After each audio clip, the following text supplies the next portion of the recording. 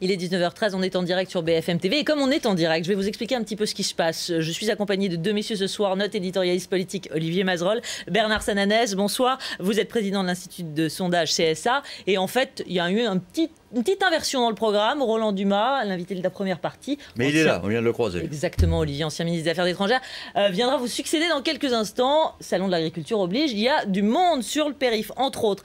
Alors, messieurs, on va parler ensemble de cette deuxième vague de sondages sur la présidentielle, la course 2012. Sondage exclusif CSA pour BFM TV, RMC, le quotidien 20 minutes. Pas mal d'enseignements en tirés de ce sondage sur les candidats de droite essentiellement. On va commencer par le commencement, si vous le voulez bien. Au premier tour, dans l'ordre, avec 23% des voix, Nicolas Sarkozy, seul candidat de droite à pouvoir battre Marine Le Pen. Elle plafonne à 18%. Seul candidat de droite, ce qui veut dire que les Copé, Borloo qui sont dans la course n'existent pas. Pas surprenant. Ils existent, mais en tout cas, ils ne sont pas capables de battre Marine Le Pen. Et même François Fillon fait jeu égal avec elle, ce qui fait qu'il n'est pas sûr de pouvoir la battre. Bon, bah, ça signifie quoi? Ça signifie qu'au jour d'aujourd'hui, Nicolas Sarkozy est le seul candidat crédible pour la droite. Bernard Sananès. Oui, c'est un paradoxe. C'est vrai qu'on peut dire que Nicolas Sarkozy est au plus bas en termes de popularité. On le voit bien d'ailleurs, 59% des Français ne souhaitent pas qu'il soit brigue un second mandat. Ce qui est d'ailleurs très proche d'une autre question qu'on a posée récemment de la confiance, pas confiance. C'est aussi 60% de gens qui ne font pas confiance à Nicolas Sarkozy. Et pourtant, il reste le champion de la droite. Mais on le voit bien, cet électorat de droite, il est quand même en train de se rétrécir par rapport au premier tour de 2007 où Nicolas Sarkozy avait obtenu 31% des suffrages. On est aujourd'hui à 23%. Évidemment, on est loin de l'élection, mais c'est quand même un signe intéressant. Alors à côté de ça, vous l'avez dit, François Fillon pourrait être une alternative, mais on voit bien que c'est une alternative qui n'est pas considérée comme extrêmement crédible. On va y venir dans un instant au cas François Fillon, mais je voudrais simplement revenir effectivement sur deux chiffres. 59% des Français ne souhaitent pas le voir briguer un second mandat. Olivier, en revanche, il est plébiscité par 69% des sympathisants de droite. Oui, c'est vrai, mais là justement, je trouve que le verre est un peu dans le fruit, parce que si on regarde attentivement ce sondage, on s'aperçoit que près d'un Français sur 3 sympathisants de droite ne souhaite pas que Nicolas Sarkozy se représente. Près d'un sur 3, c'est quand même beaucoup dans son propre camp. Et puis, je dirais aussi autre chose, c'est que Dominique Strauss-Kahn, qui est le seul à avoir été sondé dans ce sondage pour la gauche, domine toujours Nicolas Sarkozy, mais il est en baisse. Et quand on regarde ce qui se passe entre les premiers et second tours, avec d'autres sondages, y compris celui que nous avions fait le mois dernier ici, avec vous, c'est ça. Quand on voit que Nicolas Sarkozy, finalement, n'est pas écrasé par Dominique Strauss-Kahn au premier tour. Il est distancé, il a 5 points de retard, mais il n'est pas écrasé. En revanche, le gap se produit au second tour. Et ça montre bien qu'à l'heure actuelle, le vrai problème pour Nicolas Sarkozy, c'est comment colmater son impopularité, car il n'y a pas vraiment un formidable appétit de gauche, il y a une impopularité énorme de Nicolas Sarkozy. C'est ça, Bernard, on se disait ça tout à l'heure avec Olivier. Il est un peu pris en tenaille, Nicolas Sarkozy, aujourd'hui. Marine Le Pen d'un côté, un désaveu et puis un mécontentement de la population grandissant. Et puis la gauche, comme ça, avec des SK, peut-être François Hollande, on va y revenir dans un instant. Il y a 3 phénomènes. Il y a une diminution de l'attractivité même à droite, puisque Olivier l'a rappelé, il y a quand même un socle maintenant d'électorat de droite qui dit après tout, c'est pas grave si Nicolas Sarkozy n'est pas candidat. Donc une petite faiblesse dans l'électorat de droite, même si, on l'a dit, il reste largement devant dans cet électorat. Il y a la capacité à Marine Le Pen à mordre sur l'électorat de Nicolas Sarkozy au premier tour. On se souvient que Nicolas Sarkozy avait dit qu'il avait asséché Jean-Marie Le Pen au premier tour. C'est moins le cas cette fois-ci. Et il y a quand même aussi un espace central qui est, lui, attiré par Dominique Strauss-Kahn. Donc ces 3 phénomènes sont évidemment compliqués mathématiquement, mais ils rendent aussi compliqué une dynamique de campagne parce qu'il faut parler à ces 3 électorats à la fois. Avant de revenir à proprement parler au sondage, il a ressorti Nicolas Sarkozy avec l'UMP, le volet débat sur la laïcité, débat sur l'islamisme. Il y a un an, c'était le débat sur l'identité nationale. Est-ce que ça peut être comme ça une ficelle qui va lui servir? Ça lui c'est pas un peu trop une grosse ficelle, justement? Ça lui avait servi en 2007. La grosse différence, c'est que cette fois-ci, il ne peut pas dire « attendez, j'arrive et tout va changer » puisqu'il est là depuis 4 ans. Donc, première interrogation. Deuxième interrogation, et qui est sans doute la plus dangereuse, c'est qu'au sein même de la majorité, il n'y a pas unanimité sur ce débat. Au contraire, même beaucoup contestent l'utilité de ce débat et considèrent que ça va favoriser la montée de Marine Le Pen et qu'il faudrait mieux attaquer le Front National dans les domaines économiques. Où là le front est plus faible. Et il faut bien dire que là, les semaines qui viennent vont être passionnante de ce point de vue-là, parce que si à la faveur de ce débat, Nicolas Sarkozy, il s'avère que Nicolas Sarkozy a tort et que c'est Marine Le Pen qui en profite, s'il est rattrapé par Marine Le Pen, alors là, on peut imaginer qu'à droite, l'implosion n'est pas loin. N'est pas loin. Mais c'est des si, on n'en est pas là encore. Il y a la question du débat, et on ne peut pas dire que le sujet de l'immigration, le sujet de l'islam n'existe pas dans l'opinion. On le voit, plusieurs études l'ont montré. Mais il y a surtout la question de la sortie du débat. Ce débat, une fois lancé, sur quelles conclusions concrètes va-t-il aboutir? Quand on voit l'échec du débat sur l'identité nationale, n'a accouché de rien. Exactement. Un des reproches qui est fait à Nicolas Sarkozy aujourd'hui, c'est d'avoir été élu sur une promesse d'action, de volontarisme, et de ne pas avoir pu, par exemple, sur la sécurité, inverser suffisamment les choses. Sur un débat sur l'islam, quelle peut être la sortie de ce débat? Aujourd'hui, on ne le voit pas. Et typiquement, ce volontarisme-là dont Bernard Sananès parlait à l'instant, il y en a toujours chez Nicolas Sarkozy. On le voit toujours, présent sur tous les terrains. Finalement, de tout ce qu'il a promis, qu'est-ce qui reste aujourd'hui? Les retraites, ça a été bouclé, le reste? Il y a les retraites, il y a quand même l'autonomie des universités.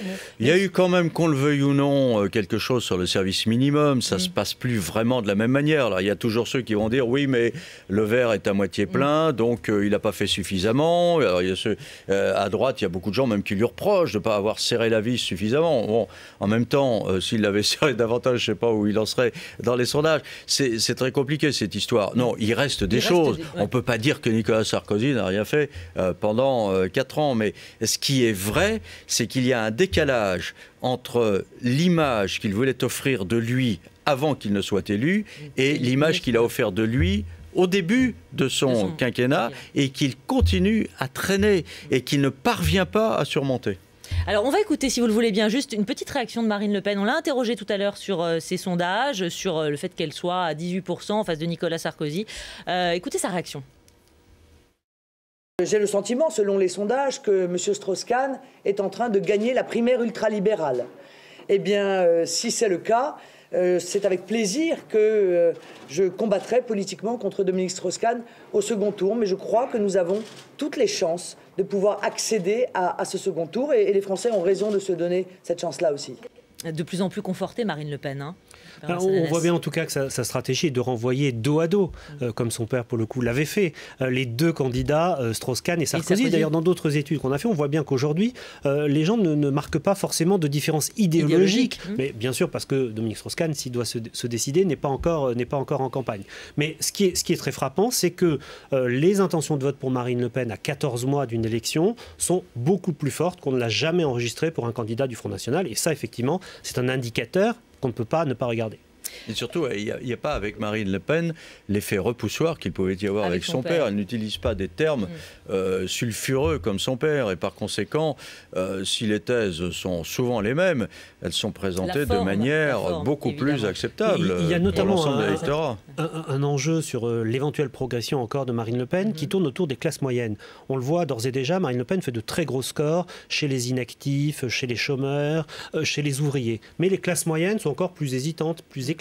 Si elle arrivait à parler à ces catégories, ce que pour l'instant, par exemple, Olivier le rappelait, son père n'avait pas fait, ce qui était plus clivant, à ce moment-là, son potentiel pourrait être encore supérieur. Des points là-dessus. Venons-en au cas Fillon. Tiens, dans l'hypothèse où Nicolas Sarkozy n'y va pas, 62% des sympathisants de droite souhaitent que François Fillon soit le candidat de l'UMP, devant Borloo, devant Copé. D'ailleurs, eux ne sont pas bien identifiés dans ce sondage, Olivier Mazerolle. Oui, alors là...